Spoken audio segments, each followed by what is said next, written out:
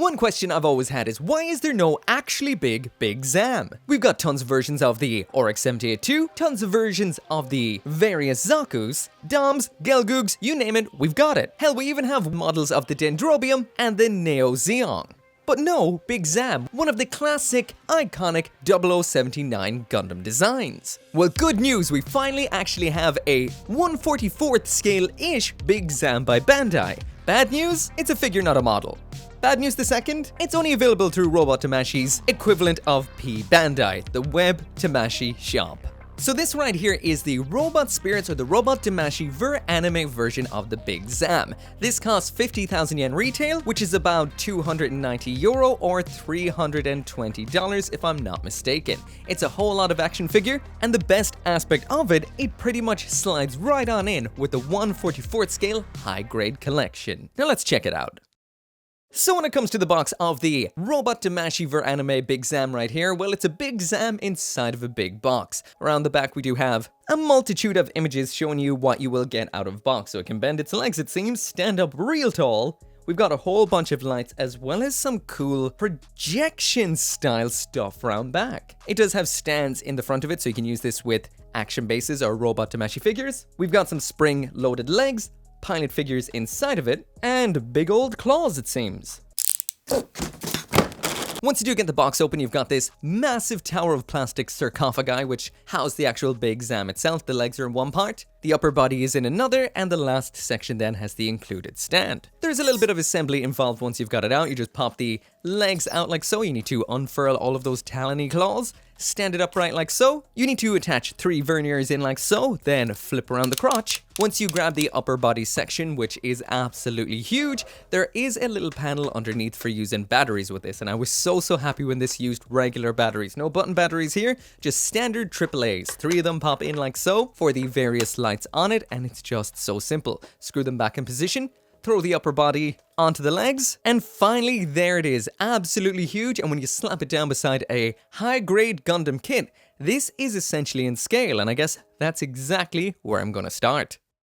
So anyway, there it is out of the box and jumping on into the aesthetics. So all I can say is it's so big I cannot touch it while it is actually in frame, which is pretty ridiculous. But yeah, like I mentioned, scale, there it is side by side with the high-grade Oryx 78-2 Revive. So in universe, the actual Gundam's meant to be about 18 meters. The Big Zam is meant to be about 59. Let's go with 60 for the sake of ease. So if this wants to be 1/44th scale, just like the Gundam right there, that would mean it would have to be about 42 centimeters. That right there is 42 centimeters, and as you can see, it is a little bit taller, give or take. So to the top of its head, we're looking more at around... Nope, if you line that up right with the top of the head, it's 42 on the button. So that does mean what we've got here, even though it is not high grade, is a high grade scale Big Zam finally. Again, it would be nice to get a model kit of it, but if you're not into building model kits and you like yourself some figures, or you just want something to go with your 1/44th scale Gundam model kits, this is going to slide right in, and it does look spectacular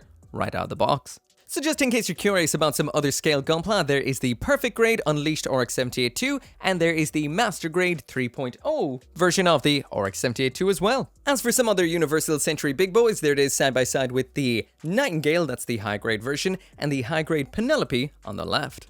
And finally, there it is side by side with the high grade 1/44th scale big boys. That of course is the Neo Zeon, that is the narrative version in grey, and on the left hand side we've got the absolutely massive, but not quite as massive, high-grade Dendrobium. So beside these, especially beside the Neo Zeon, this looks a little bit more like a small Zam. So continuing on now with the aesthetics, next up we've got the lights. So that's all around the side, this big old section right here in the middle, as well as the mono eye like up here. So anyway, moving on through the aesthetics, and next up we're going to talk about those lights. First off, we've got the mono eye. In order to get to the switch of this, just open a little bit of a flap on the top of the head, and the switch is just on the inside. It flicks on and off so simply, and the mono eye turns on. Very nice and bright, by the way. Again, I'm so glad this takes regular batteries, not button batteries. Also inside this hatch right here is this little bit of a kind of movable kind of disc section. You just roll it side to side just like so, and that's what moves the mono eye. So not just does it turn on lights, you can actually move it left to right just like so, and it looks really cool, smooth,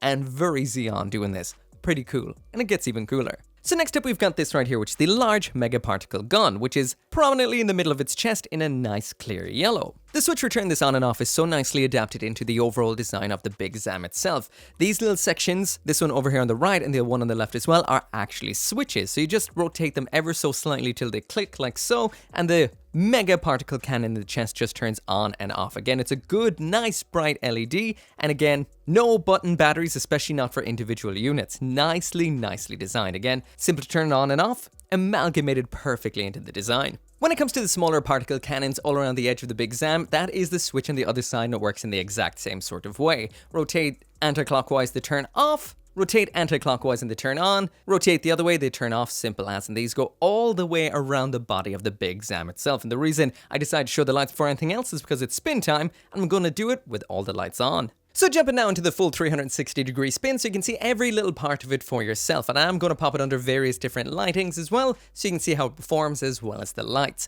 Overall, the silhouette here is absolutely perfect. Just like the label on the box says, this is like it stepped right on out of the anime. That's always been the kind of general idea behind this line of figures. If you look at the Gundam, the Zaku, they really have more of a anime flair to them than something like the model kits have, which have been kind of modernized overall. The detailing on it's fantastic, the silhouette is fantastic, and the lights perform extremely well. Sometimes when I'm doing reviews of some of Bandai's figures or kits or something like that, I always have to dim the lights down in order to kind of show what the lights do. I did dim them, but I also turned the lights all the way up too, just to see how they do perform, and they perform extremely well. You will tell that the lights are on when it is bright, which is usually not the case with some things. Overall, it's an absolute behemoth, and it looks fantastic even in close. And speaking of which, let's zoom on in a little bit to the details. So when it comes to the detail on the Big Zam right here, it's pretty much anime perfect. We've got some nice thrusters there in blue on the front. All in all, the panel lining on here is extremely nice. Now, it hasn't been actually physically lined or anything like that. It's not dark, but it's deep enough to actually catch the light perfectly. As well as having lights, all of the various particle cannons do have some nice clear detail on them as well, so they do look exceptionally nice, whether they're lit up or if you've got them turned off. So even off, they look very nice, but on, especially nice. All of this absolutely fantastic detail does continue throughout. When you take a look at all the individual verniers, whether it's paint or plastic, the colors have been separated out nicely. Moving down the legs, we've got nice panel detailing everywhere. Overall, the colors are great. I'm not seeing any kind of factory mishaps like screwed up color splotches, kind of nubs where it would have been cut out, no seam lines, nothing like that. This is definitely a premium looking figure without a single doubt. So now jumping on into the accessories, and here's everything that comes with the Big Zam Ver Anime. So we get a big old stand in here, which has a little bit of a vernier on the top of it for, well, keeping it upright. We've got two little adapter sections in grey, this absolutely cool thing here which is pretty much like a projector slide, and finally a tiny little scale figure of Dozle. So first up in here we have the stand. In order to attach this, you do have to pop off one of the verniers around back just like so. I will mention that the shaft of this is made out of a metal, so it is extremely heavy duty. It attaches in where the vernier was gone with the vernier end on it, and this right here is what it does. Now, I felt this was fairly solid enough already. If you shake the hell out of it like this, it's not really going to fall over, and it's not, necessarily all that heavy. So I guess this is just kind of for when you have it up on your shelf and you want it to be a little bit more secure over time. It seems good. Doesn't seem to be falling over. Not yet, anyway. These little plastic things right here, these are little kind of base adapter adapters. Underneath these little kind of panels right here, you can just pop them off just like so. Easy as that. These then pop on in like that, I guess to be used with Tamashii Nation's bases. I don't have any of those around, so I'm just going to use a gunpla one. And sadly, the gunpla one doesn't fit because it is too narrow. How about a good Smile Company stand? Because I've loads of those because I love the simple stand. They are the greatest. That doesn't fit either. Too narrow. Both adapters seem to be the same kind of girth too, so you're not going to get any kind of change from that by using another one. All right, so I went hunting for a stand by Tamashii Nations themselves. They're awfully big, kind of unwieldy yoke, so I don't usually use them.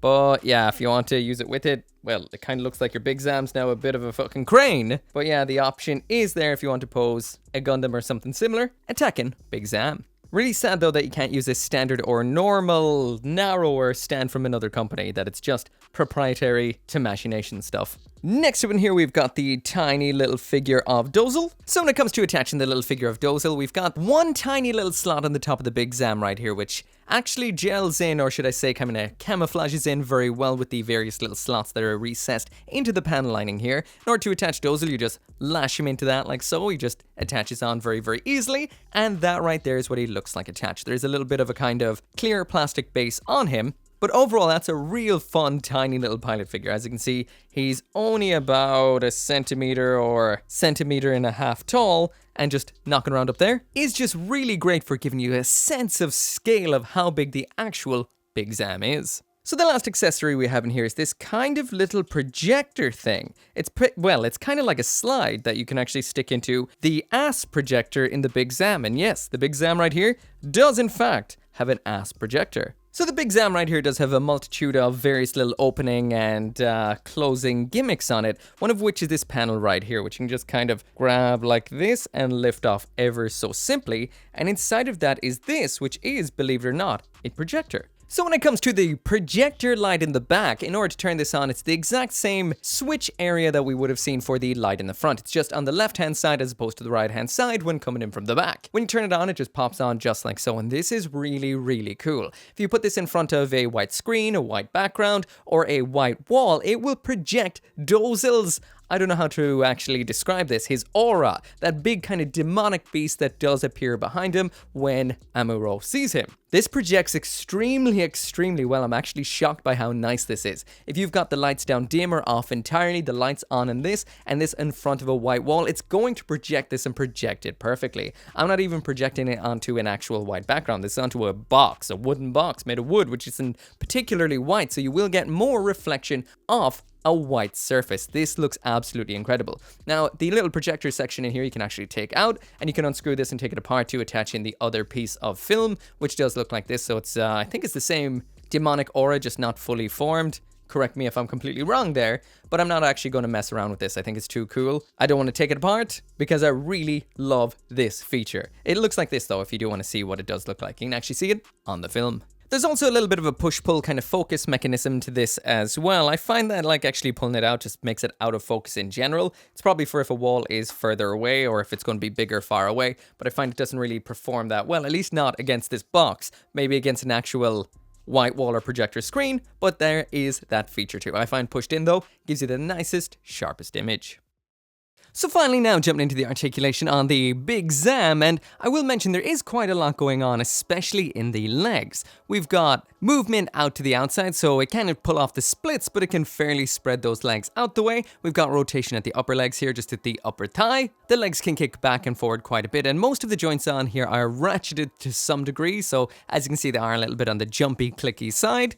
The knee bends just like so. This is probably the weakest joint out of them all. And then down at the ankle, this is a ball joint. And I can see inside that it is a die-cast metal ball joint. And we do have a little bit of a bend at all of the toes just like so, and ball joints at the pointy, spiky end. So you can get some nice kind of almost bird claw style movement out of it. Now I will mention there is a little bit of actual posability to it. For example, on the box, it does show it in this kneeling pose right here. But I will mention, even though this does look cool, and you would assume it's a little bit more, how to say, structurally sound or less likely to fall over, but that is not actually the case. This is actually worse than it just standing on its 2 feet for falling over. And also, I will mention the stand is not adjustable, so you can't actually put this on a stand when it's kneeling if you want it to fit into a smaller space, like a shelf or something similar. So besides the legs, there is a couple of other moving parts on this as well. For example, the mega particle cannon in the front right there, that can actually pivot up and down just like so. This is very smooth, very nice. Works with the lights on or the lights off.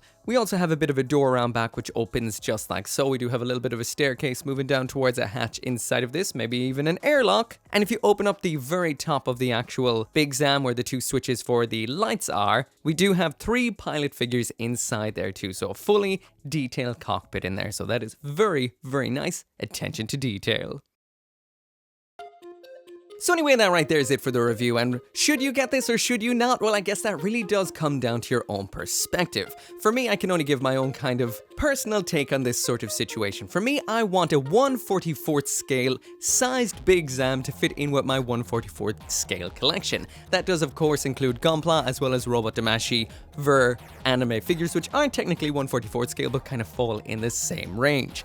This, if you measure it, is essentially 1/44 scale, so it does mean for me it fits right on in there perfectly with a 1-year war collection. All of the classic Gundam stuff has always been missing an actual Big Zam, and that is the space it fills for me.